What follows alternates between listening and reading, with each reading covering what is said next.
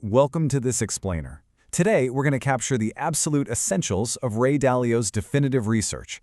Let's just completely zoom out from the chaotic daily news cycle and dive deep into the 500-year historical patterns that actually govern the rise and fall of global empires. Because, look around. Today's world feels wildly chaotic, doesn't it? We're dealing with unprecedented political polarization, massive shifts in global wealth, and a rapidly changing world order. But here's the truly fascinating part. Massive debts, internal conflicts, rising rival powers. These things have all happened before. They just haven't happened in our lifetimes. To really wrap our heads around this, we need to look at the very DNA of a nation, or what Dalio calls the big cycle. Think of it like a giant, interconnected, perpetual motion machine of history. This machine is what ultimately dictates the health, the wealth, the power, and the entire lifespan of every single major world power. And you can actually visualize this as the biological life cycle of an empire. You see, nations don't just randomly bounce around through history. They follow a very predictable archetypical bell curve. They move through a prosperous rise, they hit a powerful top, and eventually, they endure a painful decline. It's essentially a natural evolutionary arc. Okay, let's look under the hood of this machine. The big cycle is basically powered by three major subcycles all operating together. First up, you have the debt and money cycle, so how a country manages its wallet. Second is the internal order cycle, which is how well its citizens cooperate instead of fighting. And third, the external geopolitical cycle, how that country stacks up against rising international rivals. Now, most of us suffer from a pretty common illusion. We tend to think tomorrow is just going to be a slightly modified version of yesterday. But history proves that's completely false. Peaceful, creative periods are inevitably interrupted by transition periods of depression and war. As Dalio points out, swinging from one extreme to another isn't the exception, it's the norm. So how do we actually measure an empire's health? Well, just like a doctor checking your vitals, Dalio tracks 8 key measures of power. It usually starts with education and innovation, which naturally drives cost competitiveness and economic output, and that leads to a larger share of world trade and the military strength needed to protect those trade routes. Finally, the whole thing culminates in becoming a financial center and holding the world's reserve currency. Let's see how all this builds, starting with Phase 1, the anatomy of the rise. During this initial healthy growth phase, the empire's symptoms are incredibly positive. Debt is low, the population is united by a shared purpose, and wealth gaps are pretty small. You've got excellent education, strong infrastructure, and highly capable leadership. All of this fundamental strength creates a super productive internal order and, by extension, a very peaceful external world order. If an empire can maintain these healthy vitals, this magnificent cycle of peace and prosperity typically lasts for about 250 years, give or take a century. That is a massive, multi-generational run where living standards absolutely soar.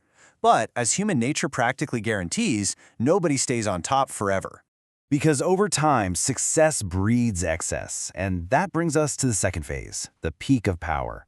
The empire is at its absolute strongest, but right beneath the surface, the seeds of disease are already taking root.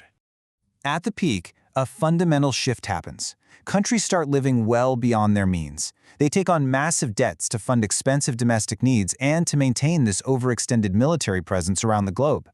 This triggers a golden historical rule. A decline in wealth always equals a decline in power.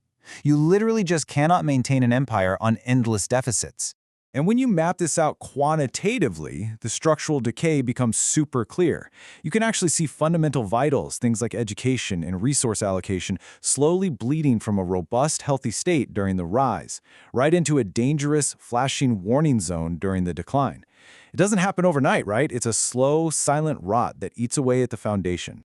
When those financial and social excesses finally reach a breaking point, the empire enters the third and most painful transition phase, the inevitable decline.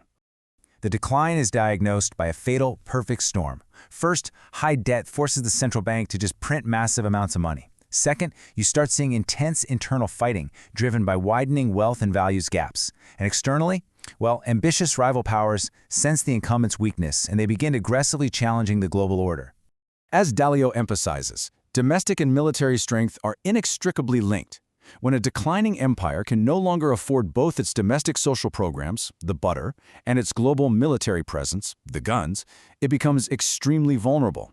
It's forced to choose, and that financial strain just rapidly accelerates the internal division. If you track it, there's actually an exact 18-step progression every major empire has followed. The arc is completely mechanical. It takes us from strong leadership and inventiveness in the early steps right up through the overextended peak, and then sliding all the way down into printing money, internal conflict, and eventually revolution or civil war at step 18. And we know this machine is real because it isn't just a theory. This exact mechanical progression governed the rise and fall of the Dutch reserve currency empire, which gave way to the British Empire, which ultimately passed the baton to the American Empire after World War II. Over the last 5 centuries, the characters and the technologies change, but the story stubbornly repeats itself. Ultimately, the decisive factor for the survival of any nation isn't just its military, it's how its people interact. It really comes down to whether a society channels its energies into healthy, win-win competition that builds productive order, or whether it spirals into destructive, lose-lose internal fighting that just tears the country apart from the inside. So, looking at these timeless vitals, the historical shifts in power, and the 18 steps of the cycle we just explored, the single most important question you have to ask yourself right now is this. Based on all the evidence, where exactly is your country on this curve today? Are we going to learn from the ghosts of empires past, or are we destined to repeat their final, painful steps? Understanding these historical cycles is really the only true key to navigating our chaotic future. If you enjoyed this, subscribe to In 8 Minutes and never miss what matters.